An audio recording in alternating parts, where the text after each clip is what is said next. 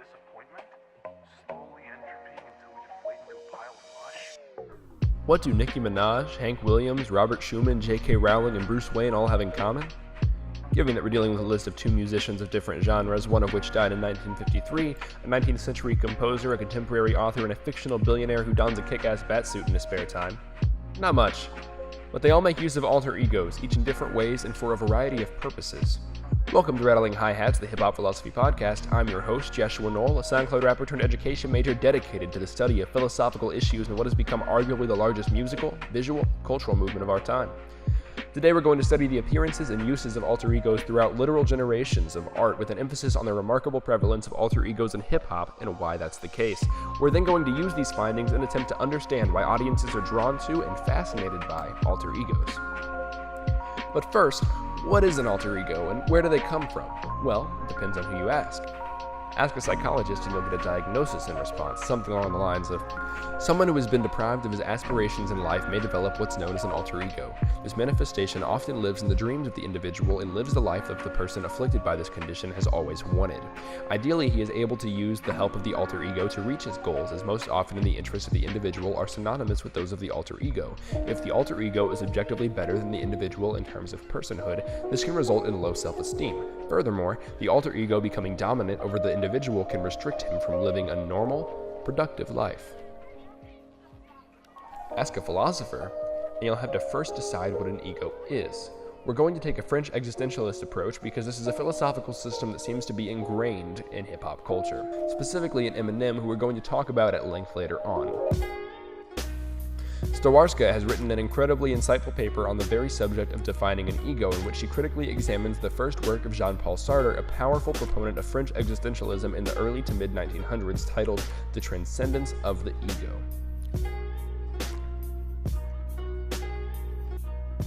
Quote, "The ego is transcendent with regards to my immanent life. What is the ego then? The ego is the solidified self. Why such a solidification? It is due to the fact that the pure subject actively engages in the world and becomes a subject of action, a laborer, a piano player, a philosopher. I am defined by the tools and materials I use, things whose sort of being is different from the being of the pure consciousness that I am. I am defined by things which extend beyond the mere appearance, which are more than what they appear to be." Wherein does this otherness lie with regards to the pure subject? It lies in the difference between the sort of being of the subject of the pure consciousness and the being of the ego. The difference can therefore be qualified as an ontological difference. The ego is other than the consciousness, and that is why it is other to the consciousness.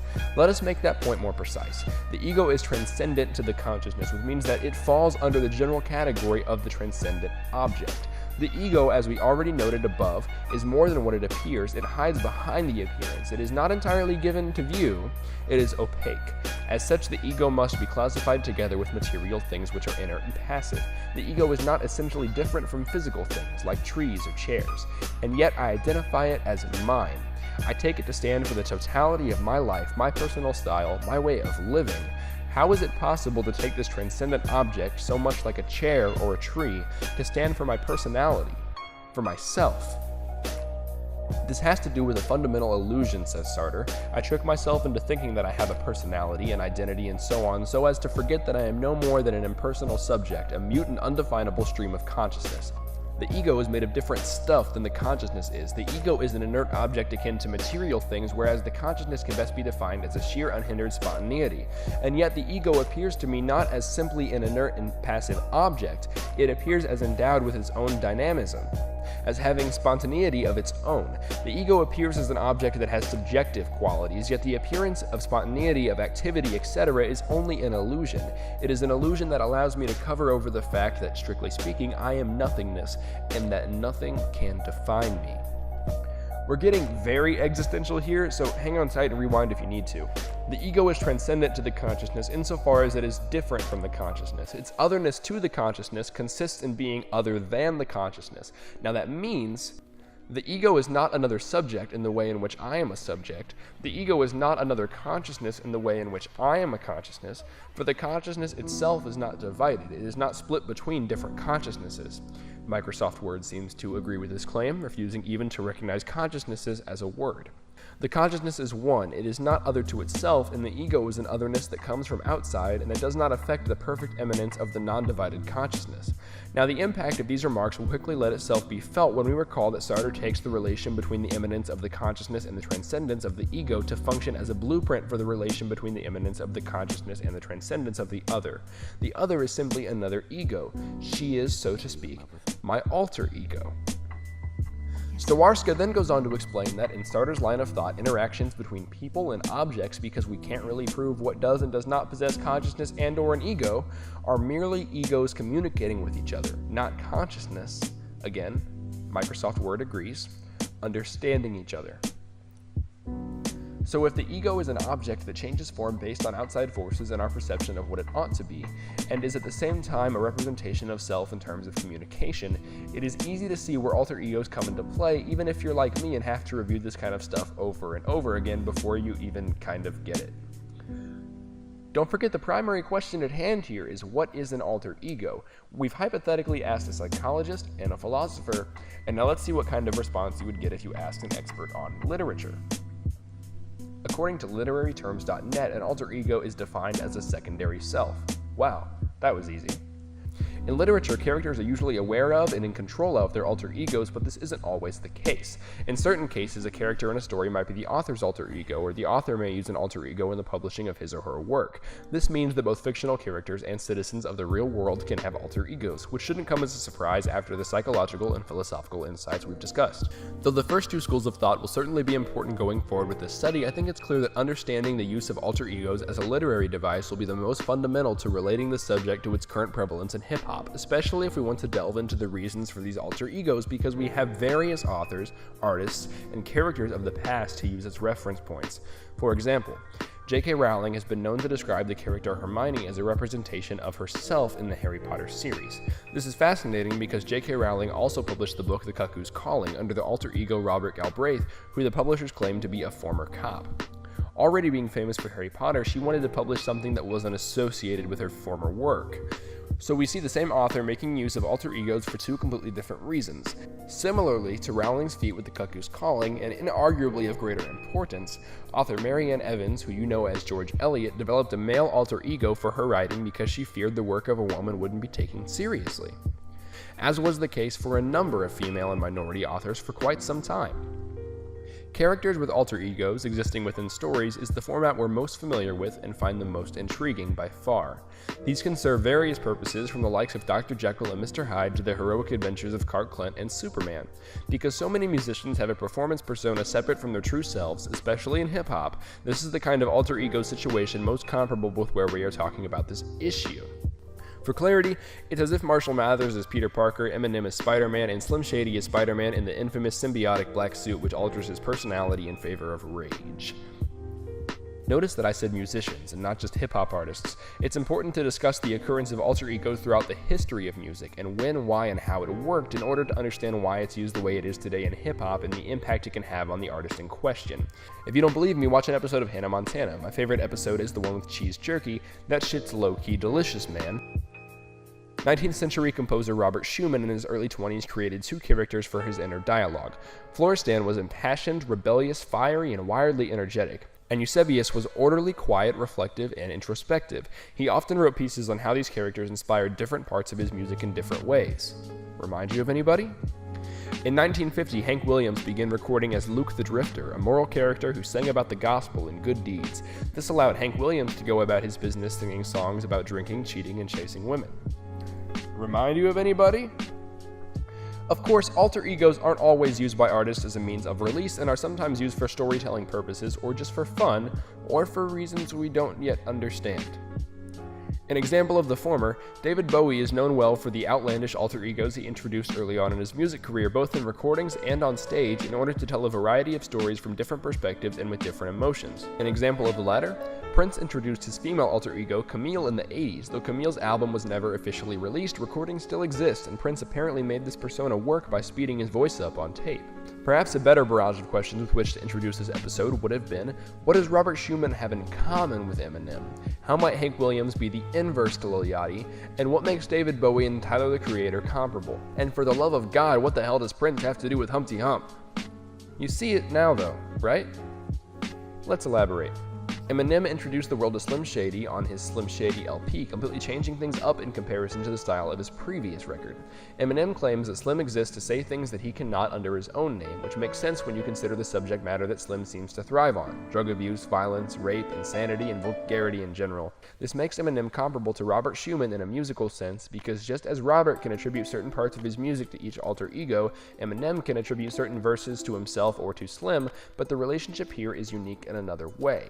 It can just as easily be compared to the relationship between Jekyll and Hyde, or even between Bruce Banner and the Hulk, because Eminem seems not to have much control over this persona at times, and uses Slim as a scapegoat whenever he sees his own rage begin to manifest. When each persona gets its own track list, it's easy enough to see them as two entirely different beings. However, when they go toe-to-toe with each other in the same song, it's clearer than ever that they are duking it out inside Marshall's mind, and we're right there with them. Early on in her career, Nicki Minaj did something strikingly similar with a character she called Roman Zolanski, who, in the words of High Snobiety, permits the baby-voiced rap vixen to tap into a fire-breathing, cheekily nihilistic spirit that's garnered countless guest appearances and performance cameos. Minaj has since retired Roman, much to her fans' dismay. As we discussed in last week's episode, Lil Yachty's alter ego Lil Boat is pure angst and frustration, daring to say all the things that Yachty's brand-conscious A&Rs would have torn him down for earlier on in his career. Hank Williams and Lil Yachty both created their alter egos in a place of frustration, with a burning desire to just make what they wanted to make. Really, I think this puts Lil Yachty, Hank Williams, Eminem, Nicki Minaj, Robert Schumann, and countless other artists in a similar boat, and it's not a very Lil boat. One of the primary reasons for prevalence of alter egos in music, and in hip-hop specifically, is the desire to be able to make statements and explore topics foreign to the persona presented to the public thus far. This is important, as it's inarguably the most common motivation for artists to pursue such a thing, but of course other reasons persist as well, and some of them I find much more interesting than this. As mentioned earlier, David Bowie took on numerous personas early on in his career to tell many different stories, the most famous of these characters being Ziggy Stardust. According to a 2014 PBS interview, Bowie described Ziggy as half out of sci-fi rock and half out of the Japanese theater, and described his use of personas in general as such. They are one-shot, they are cartoons, and the Ziggy thing was worth about 1 or 2 albums before I couldn't really write anything else about him or the world that I sort of put together for him. He would later go on to present himself as Halloween Jack, a persona he described as a real cool cat, and Thin White Duke, a neo-cabaret character inspired by Bowie's first major film role, alien Thomas Jerome Newton and Nicholas Roeg's The Man Who Fell to Earth, released in 1976. The first of Bowie's alter egos, who came to be in 1969 on the track Space Oddity and returned in 1980 for the song Ashes to Ashes, is Major Tom, whom Bowie described as a junkie strung out in heaven's high, hitting an all-time low.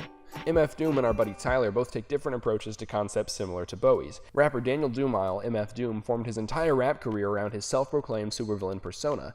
The alter ego has its own backstory with sci-fi elements and comic book references scattered throughout, and Dumile himself described him as such in an interview with The Wire in 2005.